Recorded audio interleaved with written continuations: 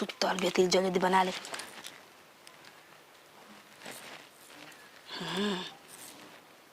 बढ़िया बढ़िया चीज लेके आयल बनी। आँख पर लगावे ला चमकी रील में हुआ सबके कोई कहानी ले आयल हो, कहानी ले आयल हो।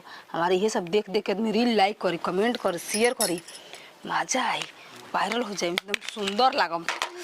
अब का लगा ली काजरा कजरा कटार को के मेकअप बरियार को के कहाँ जात बाड़ो रानी 16 हो सिंगार को के गोरे लागेलू तू तो लागेलू बड़े जाने मार एमा तो हम लोग को तो नहीं हो का काम तू का करे गईली हो कहां जात नहीं हो जाए बेचारे कर देबू। हां चला पीछे पीछे लाग जा बेगवा छीन लेलू एक दिन सही छीन ला हराम जाति कही के हम ना अजीब सोचत हई तो संग ही रह दर्द का चुटपुटिया तो ओहो दे दाब दी धके चटक अच्छा से पूछ हम हाथ काफी